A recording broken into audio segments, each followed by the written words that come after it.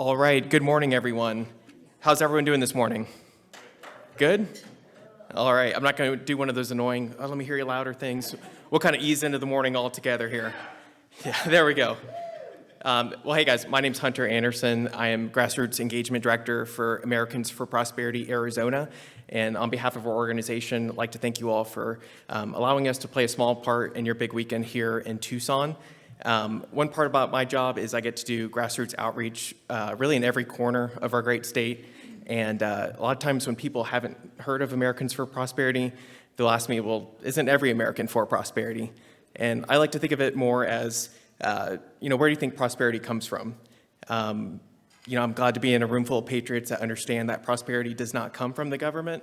It comes from free people making free decisions in free markets. So that is something that AFP Arizona has been fighting in the trenches for now for years. I'd really like to ask each one of you, most of you are signed up with RTS through the state capitol. If you are not, though, there's a QR code right on your table. Scan that QR code, sign up. I will personally make you an account down at the Capitol next week, and we can get you right involved and make sure that our legislators are doing their jobs. But fortunately for everyone, I am not the keynote speaker today, so I'm going to go ahead and introduce our very special guest. She has an extensive history as a Second Amendment advocate and serves in many roles in the firearm community. She is the owner of AZ Firearms Auctions, Pot of Gold Auctions, and she's the executive producer and co-host of Gun Freedom Radio, and the founder of the grassroots movement Polka Dots Are My Camo. Cheryl speaks to the value of our Second Amendment rights through the lens of self-protection and instilling those values in future generations. She currently serves as the Arizona State and Southeast Regional Director for Women for Gun Rights and the Vice President of the Arizona Citizens Defense League, and sits on several other boards that protect our gun rights. Cheryl is a champion for our Second Amendment rights and is a driving force in preserving the legacy of freedom for generations to come. So with that, please help me give a warm welcome to Cheryl Todd.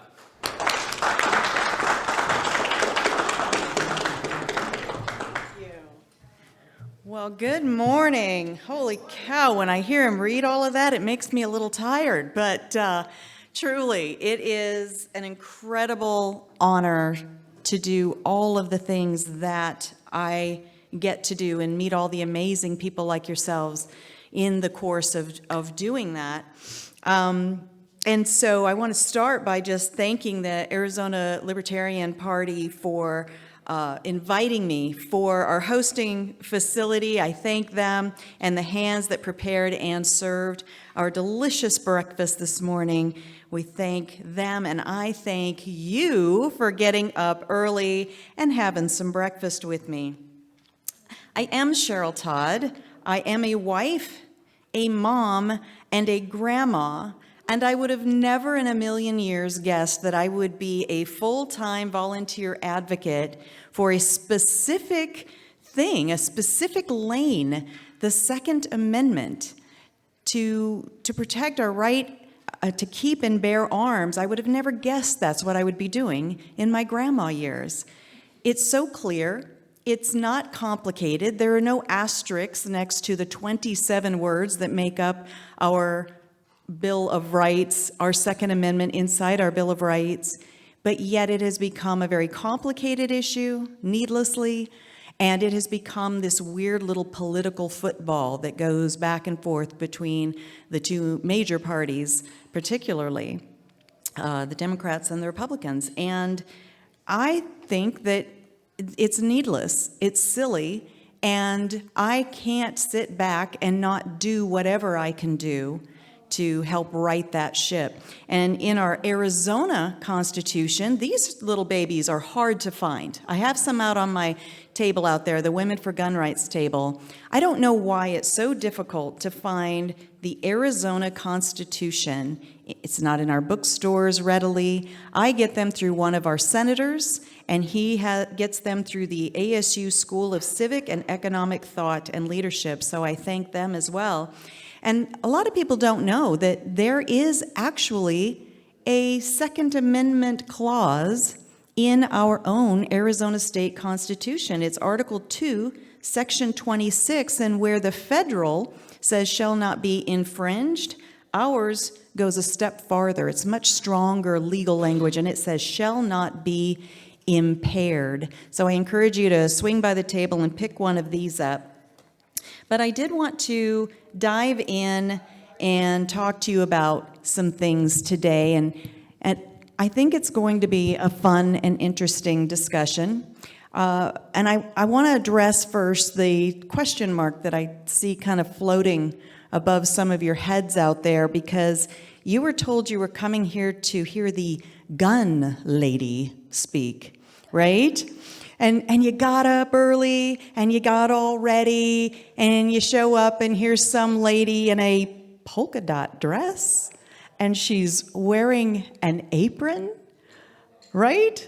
Like, I know I probably don't look quite like what you expected. So no, I don't wear tactical pants. I don't wear a uniform, and I don't look like a recruitment poster. And I definitely don't look like someone who's about to give you a talk on self-defense and personal responsibility.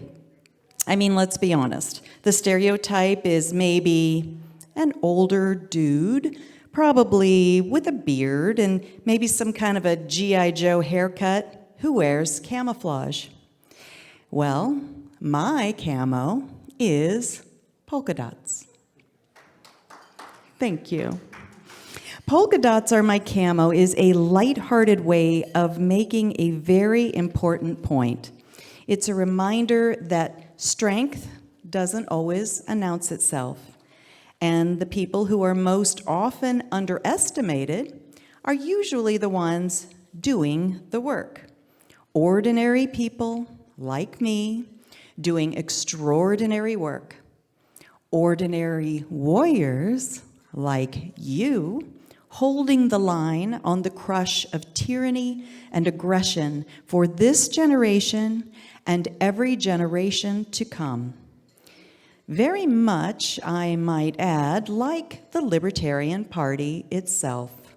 Underestimated, but a force that cannot be ignored. Strength that does not ask for permission. How many were at the event last night with Larkin Rose? I had never honestly heard of Larkin Rose before, and I was challenged, I was entertained, and I found myself thinking, I am so glad for a voice like Larkin's out there, but also I wanted to let you know I have a much more positive and optimistic outlook for the Libertarian Party because we need that tension. We need that tension in the political spectrum, right? Because somewhere in the middle is where we're going to get our best efforts with everybody. If we're all just in their head bobbing away, or if the Libertarian Party is like, well, yeah, I guess we're not really able to move the needle as far as we want, then, what are we doing? But I will tell you this. I feel and hear and experience for myself that I think differently because I'm influenced by the ideas and the ideals of the Libertarian Party. So I want you all to give yourself a big round of applause for that.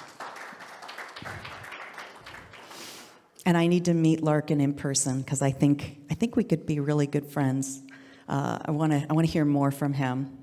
So polka dots are my camo is not about fashion. It's about expectation. It's about the kind of people that history underestimates. Strength doesn't always look like the stereotype. Responsibility doesn't always announce itself. And freedom doesn't belong to any one aesthetic, one gender, one background, or one personality type.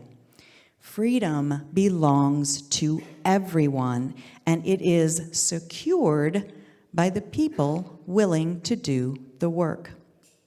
And that brings me to a story that most of us learned as children, but far too many of us have forgotten as adults.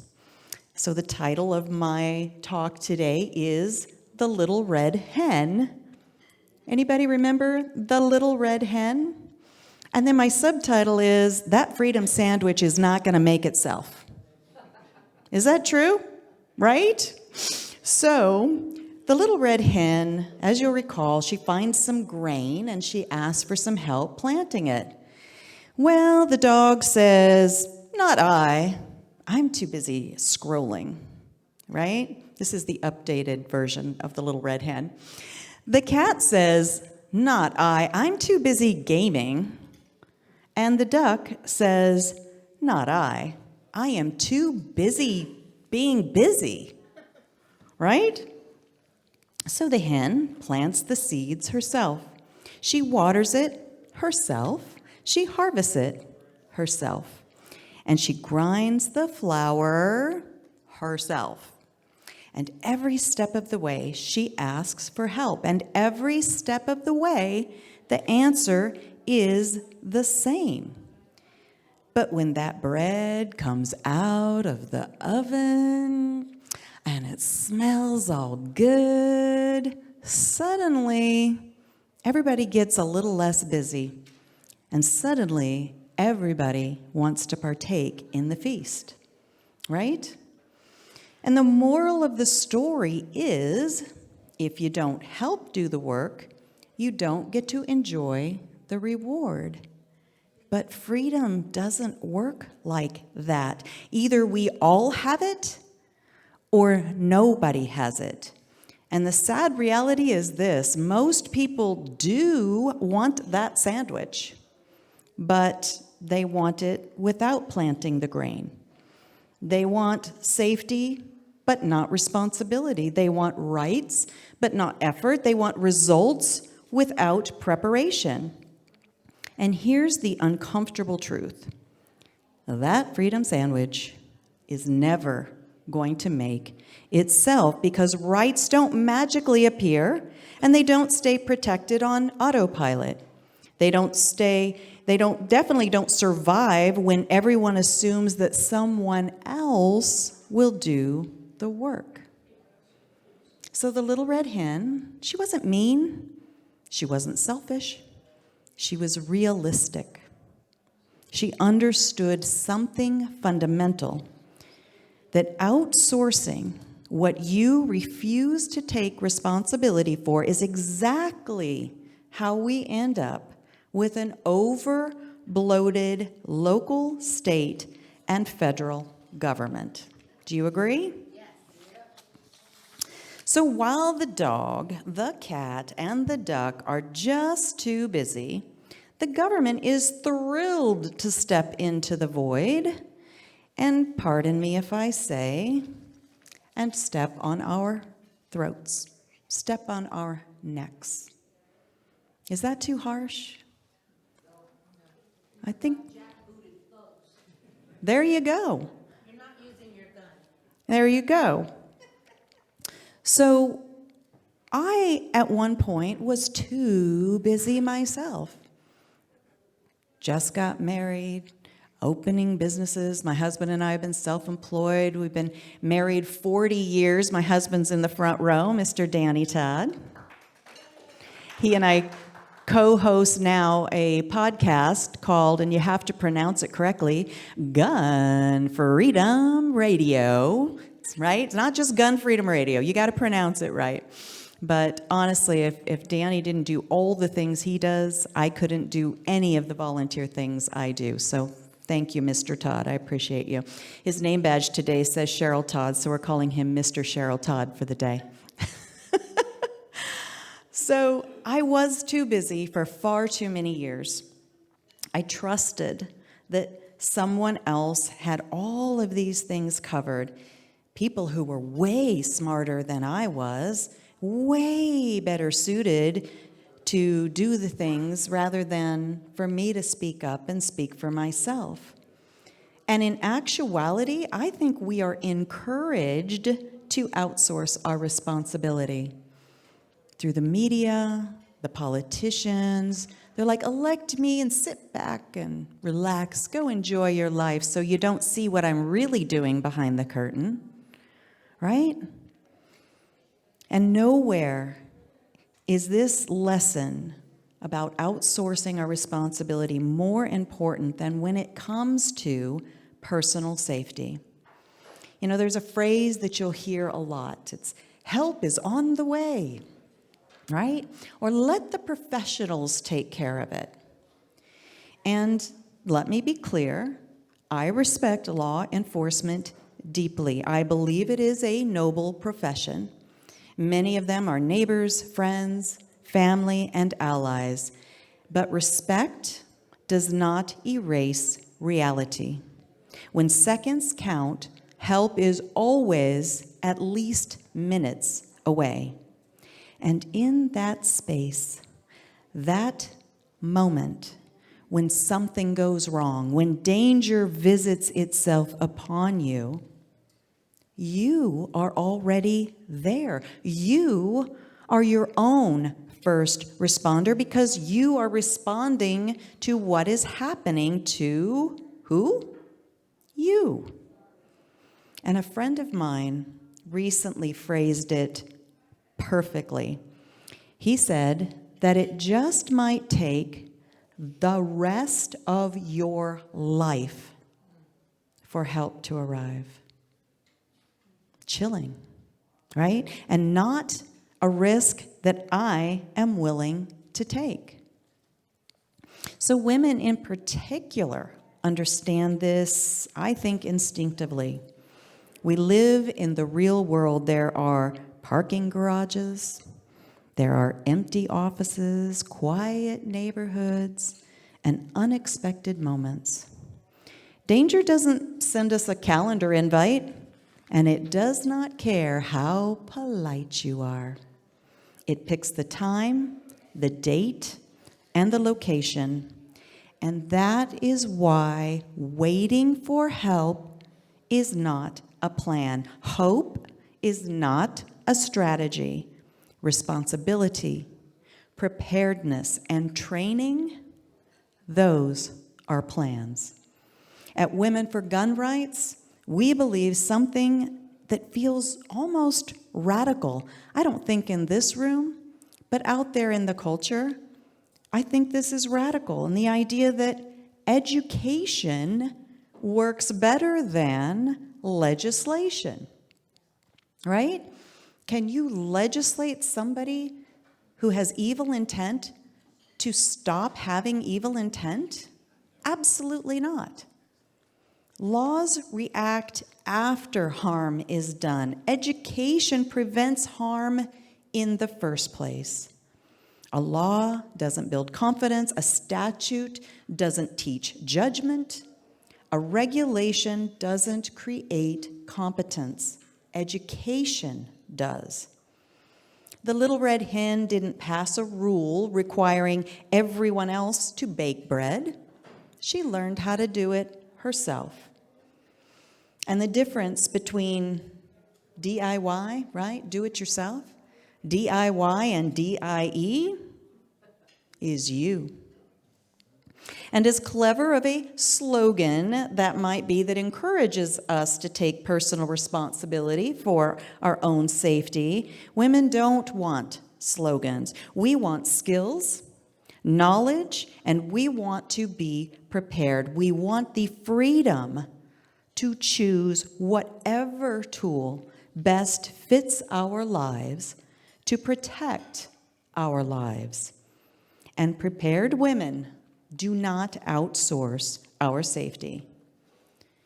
And this is not about fear, and it's not about aggression, right? I don't carry a firearm. I don't train with firearm. I don't have firearms strategically placed throughout my home because I am feeling aggressive or I'm going to be aggressive towards anyone. It is about safety, it is about preparedness, and it is about defending myself and my family. It's also about capability, it's competency and empowerment.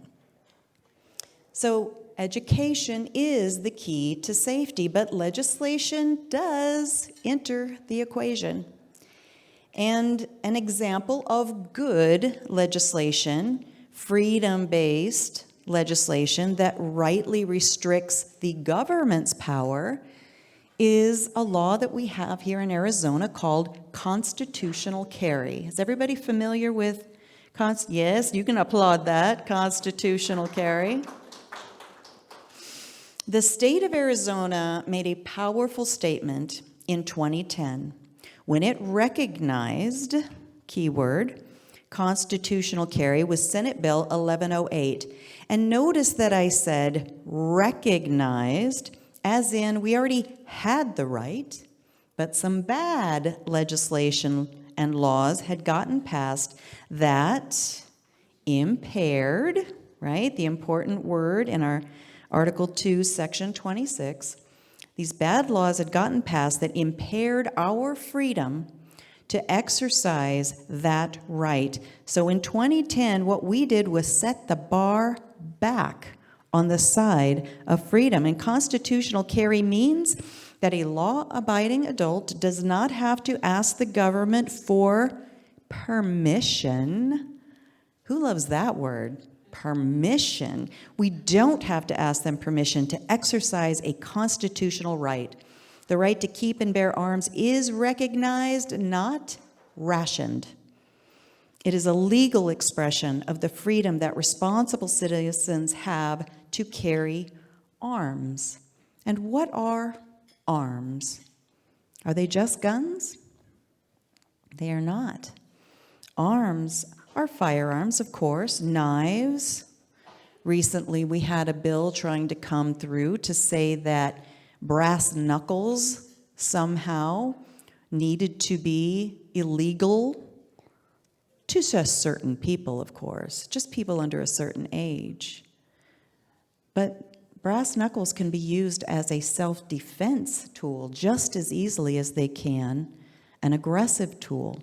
And this is where the politicians and the people on the other side of this whole Second Amendment topic get it. I don't even think they get it twisted. I think they do it purposely to try to paint any tool that I would use to defend life as automatically something that would be used aggressively to take life. And we have to stay clear-headed on that and realize that we're not falling for any of their rhetoric and their nonsense. So any of these tools of self-defense, SB 1108 restricted government overreach, and we regained the legal ability to exercise our freedoms, to keep and bear arms, just like all the other freedoms that we have. We don't need licenses. We don't need permission slips. And somehow people want to pigeonhole the Second Amendment in its own different little category. And we're not falling for it. I don't think anybody in this room is going to fall for that. Are we? No. Thank you. I appreciate that. So I am proud to say that Arizona Citizens Defense League, the organization I'm the vice president of, we are the watchmen on the wall, the guard dogs in the Arizona State Legislature, that our organization is the reason that constitutional carry is the law in Arizona. Our members were the little red hens and roosters who spoke up and showed up and pressed forward to get this law passed. Thank you. And here's what our members testified to and what they understood. Criminals don't ask for permission. Criminals don't file paperwork.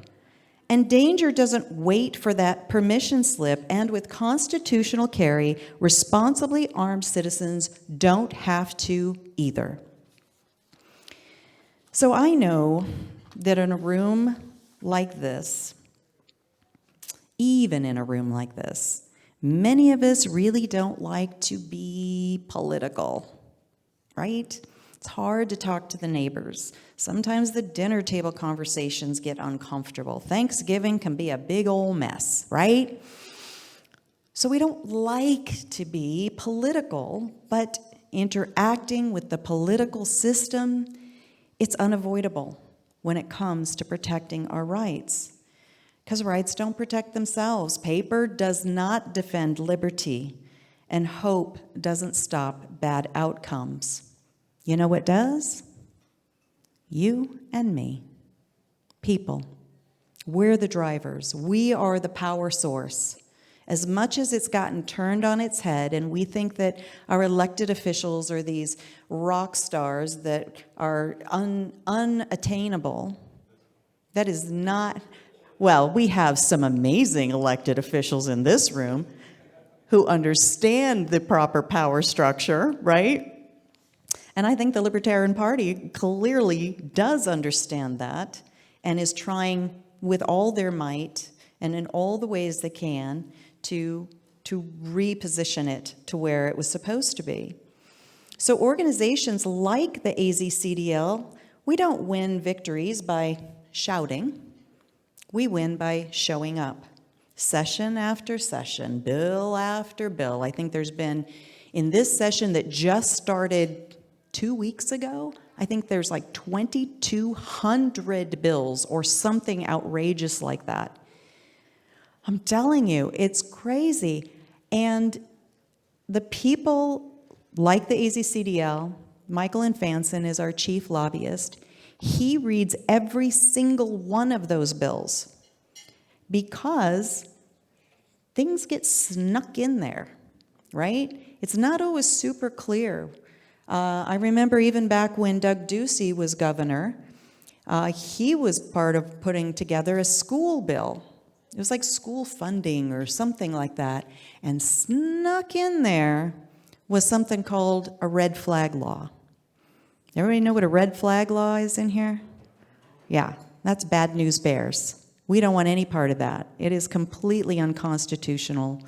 It's one of those things that sounds good, right? We want to keep guns out of the hands of the unstable. Well, why is it just guns? That's my first question. And if the person is unstable, why don't we segment off the person who's unstable rather than confiscating somebody's legal property? And you're leaving all the knives behind, leaving all those brass knuckles you were so afraid of, leaving those behind, right? The nunchucks, that was a couple of years ago, right? We had to say nunchucks are legal. So those things are bad news, and they get snuck into bills, and so we need people like the AZCDL to read every single bill and make sure that we're communicating with you, the public, the power source, the people, on how you can weigh in and how you can tell our representatives how to represent us. So it's unglamorous work. And the little red hen, she didn't complain that nobody helped. She just kept working. And that is what real advocacy looks like, because freedom is a team sport, but every team needs players willing to practice. And something tells me that this room is at least somewhat acquainted with the Gadsden flag.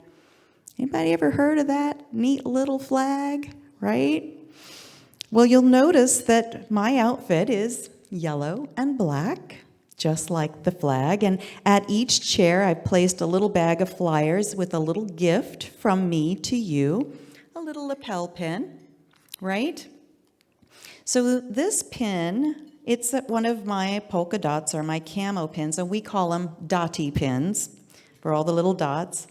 I had some made specially for us today with the words, "Don't tread on me." So of course that comes from the Gadsden flag, the one with the snake. And let's talk about that. The snake is coiled, right? But that's a defensive posture. That's not an aggressive one. We, like that snake, survive because we can defend ourselves. We do not rely on protection or permission from anyone else. A free people must retain the means to defend ourselves against criminals and tyranny. God didn't make us with claws and fangs and poisonous venom, right? So we created tools to level that playing field.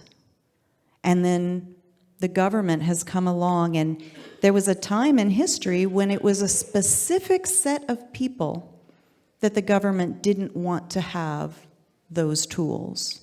Do you remember that? Way back, but not even that long ago.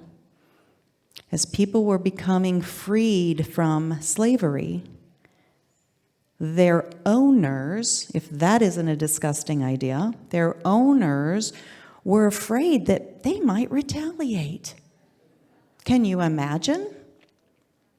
And so they set up these laws to say these particular people are not allowed to have guns. And a bunch of people did this number, right? They head bob it along with it. Hey, that sounds like a great idea.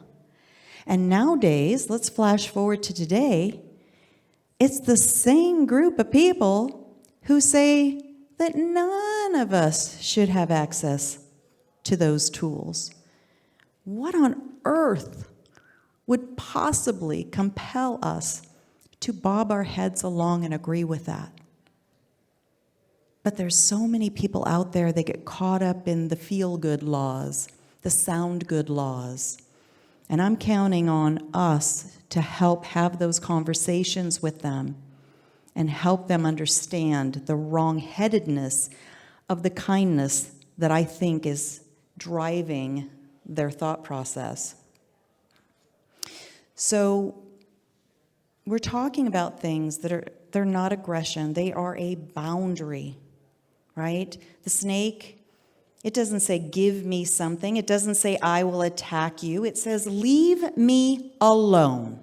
Who agrees with that? Leave me alone.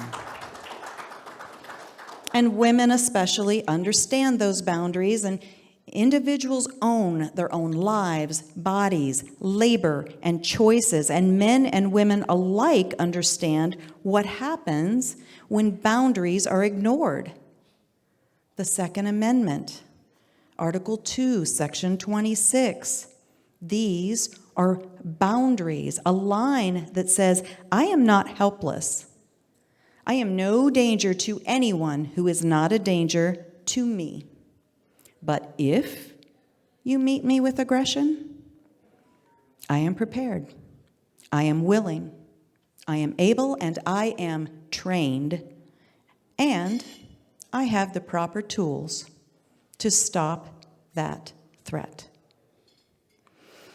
And because of all of this, I am a single issue voter. The Second Amendment, period, hard stop. And here's why.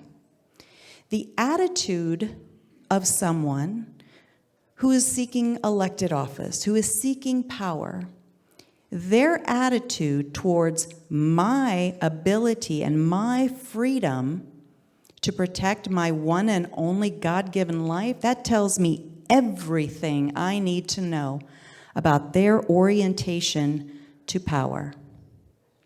So it is my dividing line.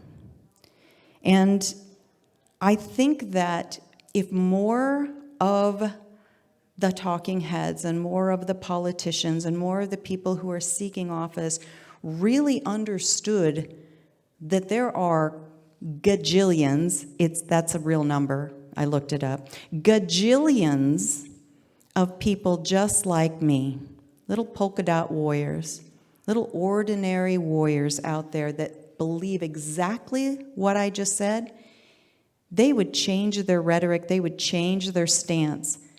Because ultimately their goal is just to get that office. So many of them. They're not there to serve us. They're there to serve their own ego. Am I off track? I would think this room would definitely not think I'm off track. But so as the theme of my talk said today, the freedom sandwich won't make itself, but how do we make that sandwich? Well, I say before you leave here today, before you go home from this weekend, you make a plan. You make a plan to be an ever more present, ever more powerful citizen journalist, because you carry around, most likely, all the tools you need for that. And tell your own story. You've got the camera, you've got the microphone, you've got access to the social media realm. If we just lived out loud more often, tell our own stories more often, I guarantee you it will resonate with people you don't even know yet. And that is my story. When I decided to stop being too busy and too afraid to speak my mind, I would have people reach out to me through text or DM or, at an event like this and say, I will lose my job. I will lose my friends if I speak like you, so please keep speaking until I'm brave enough to do it for myself. So citizen journalism, testifying. Now that sounds like a big, scary word. Has anybody in here ever testified? I'm liking seeing those hands go up. That's basically showing up when a bill's being discussed and say, I'm Cheryl Todd, I'm a wife, a mom, and a grandma, and this bill makes my life better, and here's how.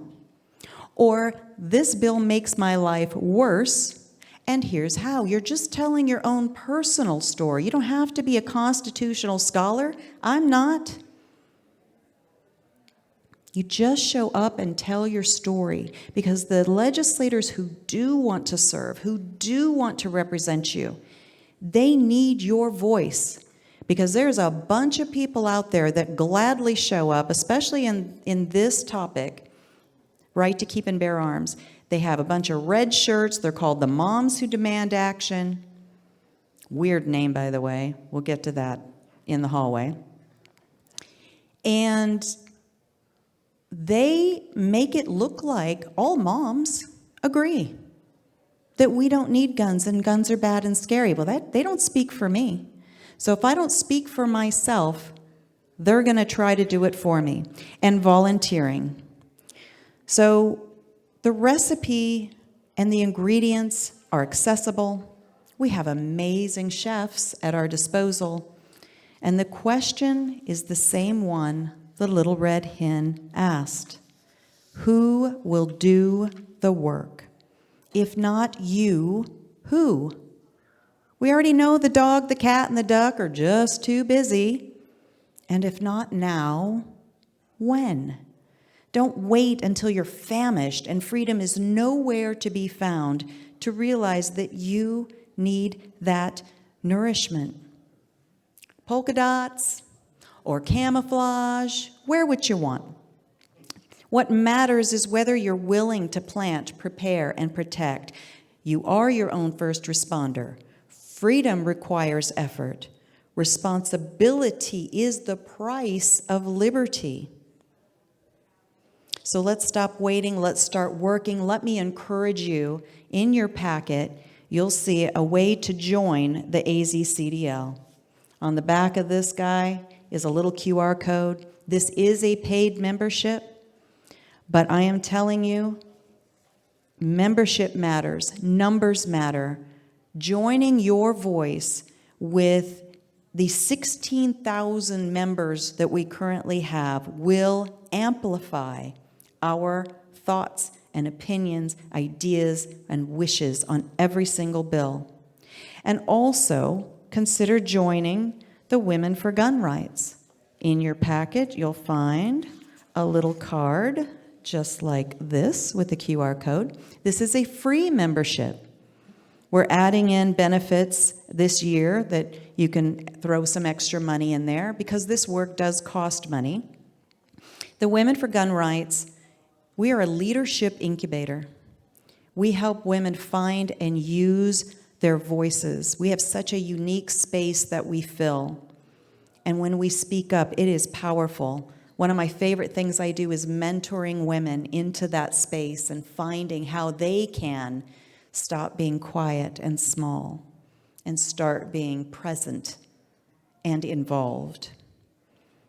So find and use your voice in chorus with other women who value our freedom. Speak back from those red-shirted ladies. Teal is our color.